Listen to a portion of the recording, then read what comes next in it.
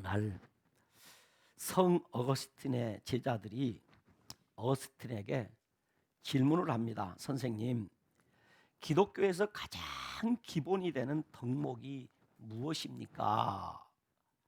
사랑입니까? 감사입니까? 충성입니까? 아니면 다른 어떤 것이 또 있습니까? 라고 물었습니다. 그러자 어거스틴이 말하기를 첫째는 겸손이다 라고 했습니다. 그러자 제자들이 둘째는 무엇입니까? 라고 물었습니다. 그러자 어거스틴은 둘째도 겸손이다 라고 했습니다. 제자들이 셋째는 무엇입니까? 라고 물었습니다. 어거스틴은 셋째도 겸손이다 라고 대답했다고 합니다. 겸손하지 못한 사람, 겸손이 없는 감사, 겸손이 없는 예배, 겸손이 없는 충성은 교만해질 수 있다는 것입니다. 그래서 첫째도 겸손, 둘째도 겸손, 셋째도 겸손하라는 것입니다. 그래서 겸손은 모든 덕의 어머니일 것이다 라는 것이죠. 오늘 우리가 본문으로 택한 베드로전서 5장 5절로 6절에 젊은 자들아 이와 같이 장로들에게 순종하고 다 서로 겸손으로 허리를 동이라. 하나님은 교만한 자를 대적하시되 겸손한 자에게는 은혜를 주시느니라. 겸손한 자에게는 하나님이 은혜를 주시느니라 그랬어요. 그러면서 말씀하기를 그러므로 하나님의 능하신 손 아래서 뭐하라? 겸손하라. 때가 되면 너희를 높이시리라. 때가 되면 하나님이 높여주신다는 거죠. 여기서 젊은 자들은 말 그대로 아직 나이가 젊은 연령에 속한 사람들, 교회 안에 나이가 젊은 사람, 그 사람을 말합니다. 그런데 좀 더 넓은 의미로 본문을 자세히 보면 나이가 젊은 사람만 이야기하는 것이 아니고 장로의 교육과 지도를 받는 자들, 곧 일반 성도들을 말합니다. 평신도들. 여러분도 다 지금 젊은 자들입니다. 아니, 내 나이가 80이 넘어 90이 다 되는데 내가 젊다고요? 예, 젊습니다. 젊은 자들입니다. 바로 장로를 통해서 신앙 지도를 받고 장로를 통해서 영적 지도를 받는 자들을 가리켜서 오늘 성경은 젊은 자들아 이렇게 호칭을 하고 있습니다. 그렇다면 장로는 누구인가이죠? 장로는 여기 장로는 나이 많은 이란 뜻이에요. 나이 많은. 나이 많다 이 말은 숫자적 나이만을 말하는 것이 아니고 여기서 말하는 장로는 감독입니다. 감독. 곧 영적 지도자, 교회의 지도자, 좀 더 쉽게 얘기하면 목회자입니다. 목회자들에게 젊은 자들아 평성도들아 이와 같이 목회자들에게 뭐하고? 순종하고 다 서로 겸손으로 허리를 동이라 그런 말이죠. 근데 이 순종하고 하는 말을 다른 버전, 똑같은 이 본문을 좀 번역을 달리한 여러 그 버전을 찾아보면 뭐라고 번역을 해놨냐면 젊은 자들아 장로들에게 복종하라. 또 다른 버전에 보니까 젊은 자들아 이와 같이 장로들에게 장로들의 지도를 따르라. 또 어떤 성경에는 젊은 자들아 이와 같이 장로들의 권위를 받아들이라 이렇게 번역을 했어요.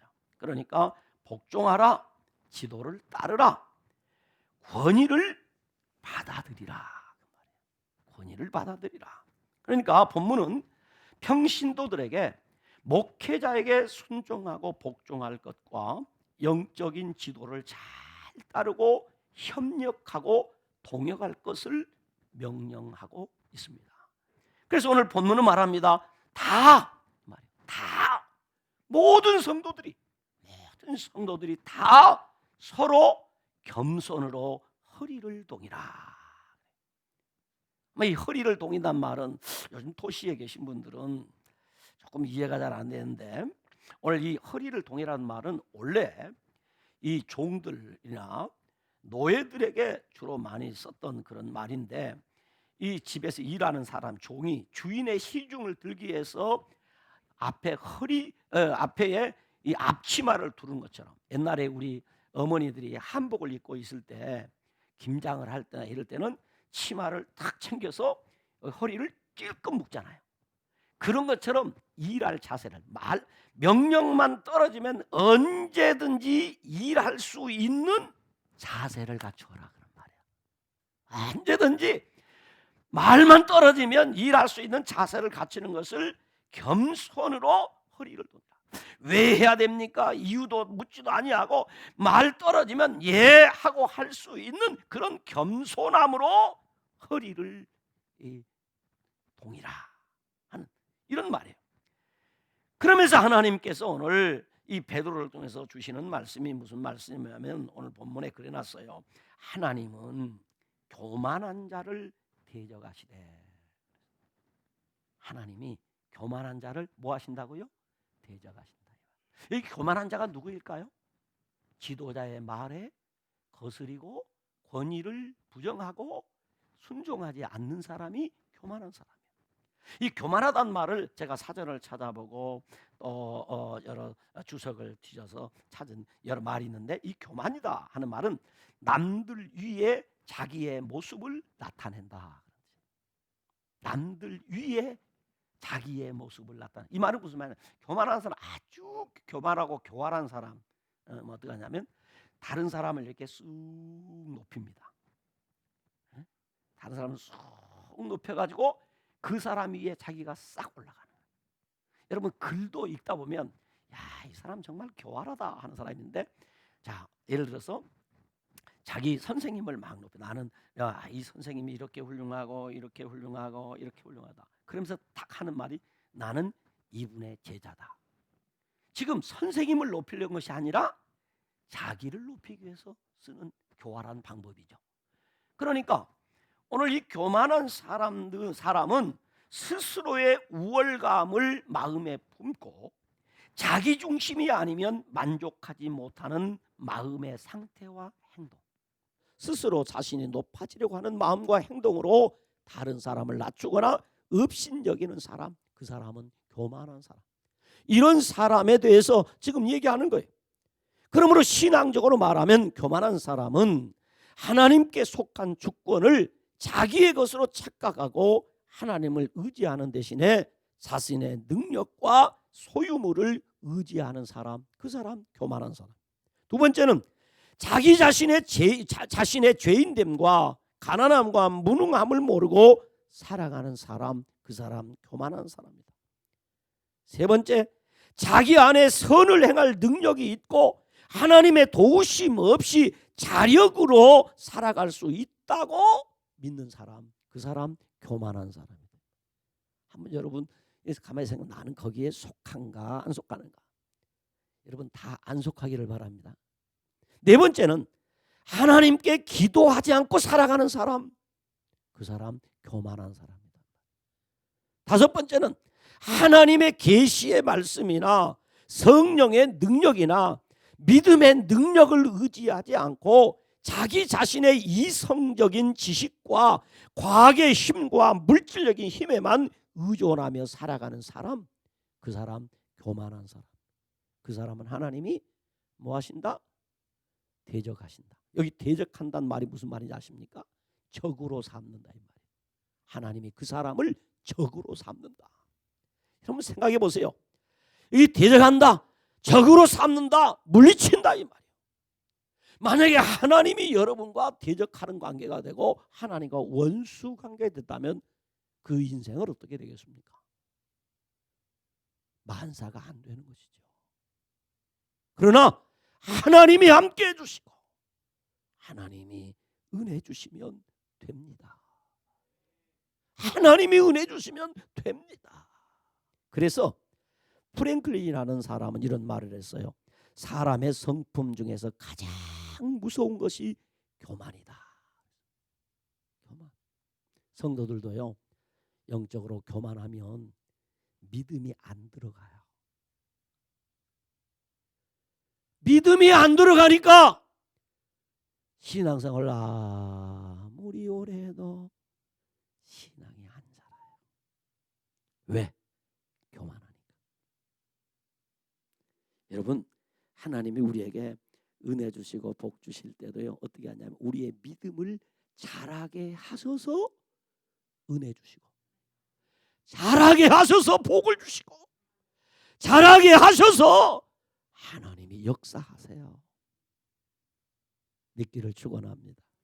토마스 아퀴나스라는 사람은 그런 얘기를 했어요. 교만은 모든 죄악의 어머니다. 교만은 모든 죄악의 어머니다. 우리가 잘 아는 다윗 왕은 이제 권력을 잡아서 나라가 안정되고 이제 그의 왕의 자리가 확고해지니까 무슨 마음이 그 마음에 싹 들어왔느냐면 자신의 세력이 얼마나 큰지, 자신의 나라가 얼마나 대단한 나라가 되었는지를 좀 과시하고 싶은 마음이 들어왔어요. 교만이 들어왔어요. 우리도 그래요. 설교하는 목사나 여러분도 다 우리 연약이 있어요. 아차 잘못하면 교만이 들어온다고요. 이 교만한 마음이 다윗의 마음에 싹 들어왔어요. 그러니까 다윗이 신하들에게 무슨 명령을 하냐면 인구를 좀 조사해 보아라. 내가 처음 왕이 되었을 때와 지금과 어떻게 이 나라가 달라졌는지 한번 인구 조사를 해봐라 라고 했어요. 그때 하나님께서 다윗 왕의 교만한 마음을 아시고 하나님이 그의 대적자가 되셨어요. 하나님이 대적자가 되셨어요. 하나님이 나를 돕는 자 중에 계세야 합니다. 하나님이 나를 돕는 자 중에 계셔야 될 줄로 믿습니다. 그런데 하나님이 대적자가 되셨어. 그래서 그때 누구를 보내느냐 하면 갓 선지자를 보내. 갓이라는 이름을 가진 선지자를 다윗 왕에게 보내요. 그래서 하나님이 이 선지자를 통해서 책망을 합니다. 왜 당신의 마음이 높아졌습니까? 왜 당신의 마음이 교만해졌습니까? 라고 책망을 하시면서 세 가지 재앙을 말합니다. 앞으로 당신이 3년 동안 기근을 당할 것입니까? 아니면 석 달 동안 대적에게 쫓기는 일을 택할 것입니까? 아니면 사흘 동안 전염병을 내릴까요? 이 세 가지 중에 하나를 택하시오. 그런데 이 다윗이 이 세 가지 다 만만치 않거든요. 3년 동안 여러분 비가 내리지 않는다고 해보세요. 이것 여러분 3년은 정말 긴 해입니다. 이거 안 되겠다. 석 달 동안 대적에게 쫓긴, 다윗은요 대적에게 쫓기는 말만 들어도 오금이 조릅니다. 왜? 너무나 많은 쫓김을 당했기 때문에. 그래서 이 다윗이 아주 굳고 짧게, 아마 이런 것 같아요. 굳고 짧게 끝내자. 우리 남자들 특별히 그러잖아요. 인생은 굳고 짧게, 여자들은 가르고 길게. 그래서 오래 살죠. 이래서 다윗이 사흘 동안 전염병을 택하겠습니다 그랬어요. 그랬는데 여러분요, 사흘 동안의 전염병으로 자그만치 왕이 그렇게도 자랑하고 싶고 과시하고 싶었던 백성 7만 명이 죽었습니다. 3일 만에. 무섭습니다. 여러분, 하나님 정말 하나님과의 대적 관계가 되면 무섭습니다. 그러므로 우리는 오늘 말씀에 하나님이 말씀하신 것, 하나님은 교만한 자를 대적하시고 그러나 겸손한 자들에게는 은혜를 주신다는 말씀이 여러분 은혜가 되기를 바랍니다. 믿어지기를 주의 이름으로 축원합니다. 하나님은 겸손한 자에게 은혜를 베풀어 주십니다. 때문에 본문은 말합니다. 겸손으로 허리를 동이라. 겸손함으로 허리를. 왜? 하나님의 능하신 손 아래 겸손하라. 왜 그러냐면 겸손한 자에게 하나님이 은혜를 베풀어 주시고 겸손한 자를 때가 되면 하나님이 높여주시기 때문입니다. 높여주시기 때문에 이것을 여러분 꼭 믿으시길 바랍니다.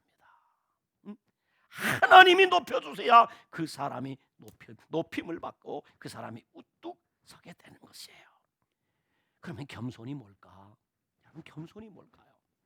겸손이란 우리 교만, 거만, 오만, 자고의 반대 개념으로 성경은 일관되게 성도가 가질 신앙의 가장 기본적인 덕목이라고 이야기해요. 겸손이란 하나님 앞에서 자기의 죄를 자각하고 스스로 자신의 능력이나 자격을 자랑스럽게 여기는 마음을 버리고 낮은 데 처하는 마음가짐이라고 그렇게 정의합니다. 그래서 성경은 자신은 하나님의 뜻에 복종하지 못하는 존재, 도저히 나는 하나님을 기쁘시게 할 수 없음을 인정하고 자신의 죄를 통감하면서 하나님의 긍휼을 구하는 것, 그것이 겸손입니다. 하나님의 긍휼하심이 없이는 나는 살 수 없는 자입니다 라는 마음의 자세. 그래서 책 중에 이 겸손이라는 책이 있어요. 이 책은 아주 굉장히 유명한 책입니다. 앤드류 머레이라고 하는 분이 화란 개혁교회에서 목회하시던 신학자요 목회자로 유명한 분인데, 이분이 이 책에 겸손이 뭐냐, 겸손이란 다른 사람이 자기 앞에서 칭찬받고 다른 사람이 누군가에게 축복의 소리를 들 때도 그는 하나님을 찬양할 수 있는 사람, 이 사람이 겸손한 사람. 다시 말하면 다른 사람이 잘 되는 것을 보고도 배 아프지 않은 사람. 여러분 어떠세요? 배 아프세요? 안 아프세요? 배 아프지 않은 사람, 그 사람이 겸손한. 그러면서 또 이 앤드류 모레가 말하기를 겸손이란 스스로 되어지는 것이 아니라 기도와 믿음의 경건 훈련을 통해서 얻을 수 있는 것이며 이것을 위해 특별히 기도하지 않으면 안 된다라고 했습니다.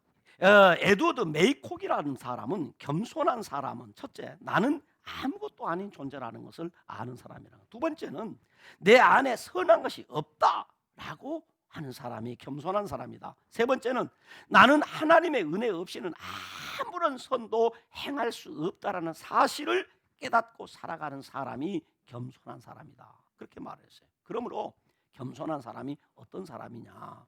늘 배우는 사람. 늘 배우는 사람. 그 사람이 겸손한. 제가 이 설교 준비하다 어느 그 목사님의 글을 보니까 세상에 제일 무서운 사람이 누구냐? 책 한 권 읽고 전부 아는 것처럼 말하는 사람이라는 거예요. 그건 정말 교만한 사람인 거죠. 그러니까 겸손한 사람은 늘 배우는 사람. 그러니까 교만한 사람이 누구냐면 목사님이 설교 본문 읽고 설교하면 나도 저거 알아. 이 사람은 교만한 사람입니다. 여러분, 하나님의 말씀을 늘 배우고자 하는 마음을 가지면 교만할 수가 없어요. 겸손한 거예요. 두 번째는 겸손한 사람이 누구냐? 기도하는 사람인 거죠. 내 능력으로 안 된다는 겁니다. 내 힘으로 안 된다는 것입니다. 하나님의 도움이 있어야 돼요. 하나님의 도우심이 있어야 돼요. 하나님의 능력이 있어야 돼요. 이것을 인정하는 사람이 겸손한 사람이에요. 세 번째는 어떤 사람이 진짜 겸손하냐? 참된 쉼을 얻는 사람이다. 여러분 무슨 얘기입니까? 겸손하면요 배울 수 있고요, 겸손하면 기도할 수 있고요, 겸손하면 쉼을 얻을 수 있습니다. 아직 있습니다. 그래서 우리 예수님은 그 풍랑이는 바다에서도 쉼을 얻었어요. 왜 여러분 자꾸 불안합니까? 교만하기 때문에 그렇습니다. 내 힘으로 하려고 하는데 안 되기 때문에 불안한 거예요. 그러나 하나님 앞에 맡기면요 평안해져요. 하나님 앞에 맡기면 평안해집니다. 겸손한 사람은 하나님의 은혜와 도우심으로만 선한 일을 할 수 있게 된다는 사실을 믿고 깨닫기 때문에 항상 하나님의 은혜를 사모하여 배우고 기도하며 살아가기 때문에 쉼을 얻습니다. 그래서 겸손한 사람은 자기 자신의 전적 타락을 인정하고 자기 자신 안에 선한 것이 없다, 선을 행할 능력도 내게는 없다는 것을 인정해야 돼요. 그래서 하나님의 은혜를 구하고 하나님의 능력을 구하기 때문에 그 사람이 진짜 겸손한 사람이죠. 그래서 겸손한 사람은 하나님의 은혜와 도우심을 받아야 함을 알기에 날마다 하나님 앞에 엎드리는 거죠. 주님의 능력과 도우심을 구하는 사람, 그 사람이 진짜 겸손한 사람이고 하나님이 은혜 주시는 사람이고 하나님이 높여주는 사람입니다. 요한 웨슬리라고 하는 감리교 창설자는 말해요. 크리스천에게 겸손의 옷처럼 잘 어울리는 옷은 없다. 겸손의 옷은 유행을 타지 않는다. 모든 덕이 겸손에서 시작된다. 어떤 권력이라도 겸손이 없는 권력은 위험하다라고 했어요. 빅토리아 시대의 유명한 저술가였던 존 러스킨은 위대한 이의 첫 번째 시험은 겸손의 시험이다 라고 했습니다. 조나단 에드워드는 말합니다. 자기가 겸손하다고 생각하는 것 자체가 교만의 증거이다. 겸손한 사람은 자기의 겸손을 아주 작게 여기지만 교만한 사람은 자기의 겸손을 대단히 크게 여긴다라고 했어요. 그렇습니다. 겸손한 사람은 늘 자기의 교만을 찾아내서 하나님 앞에 회개하는 사람. 너무 멋있는 말이에요.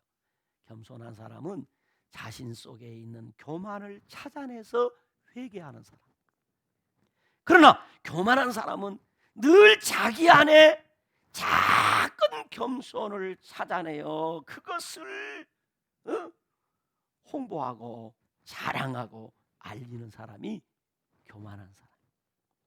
진정한 겸손은 하나님을 인정하고 하나님을 의지하고 하나님을 높이고 하나님께 영광을 돌리는 삶의 태도를 가진 사람이 겸손한 사람입니다. 아멘입니까?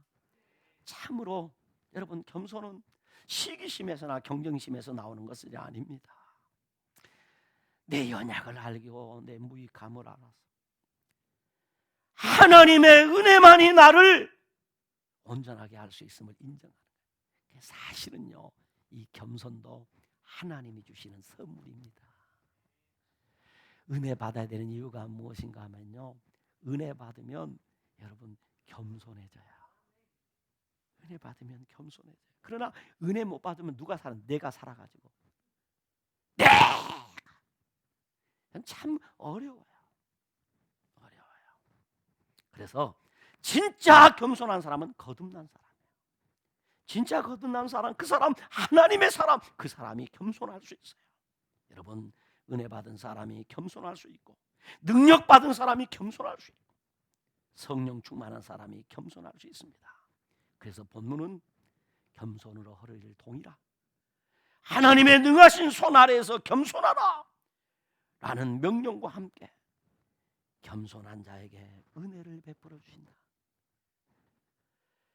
겸손한 자를 때가 되면 하나님이 높여주신다. 때가 되면 말은 하나님께서 주권적으로 정해 놓으신 때, 하나님께서 가장 적합하다고 하는 그때에 하나님이 우리를 높여주세요. 믿으세요? 하나님이 높여주셔야 돼. 하나님이 복을 주셔야 돼. 하나님이 복을 주셔야 돼. 어느 날 바리새인과 서기관이 성전으로 기도하러 갔어요. 바리새인은 하나님, 나를 저 세리와 같지 아니함을 감사합니다. 나는요 하나님 일회에 2번씩 금식하고요, 또 나는요 소득의 11조를 드립니다 라면서 자신의 업적을 쫙 뿌리면서 기도를 했어요. 그런데 세리는 멀리 서서 앞자리도 못하고 맨 뒷자리에서 가슴을 치면서 하나님을 감히 쳐다도 못 보고 고개를 숙이고 하나님께 기도합니다. 하나님, 나를 불쌍히 여겨 주시옵소서. 나는 죄인이로소이다 하고 기도를 했어요. 그때 예수님께서 말씀하시기를 뭐라고 말씀하셨느냐?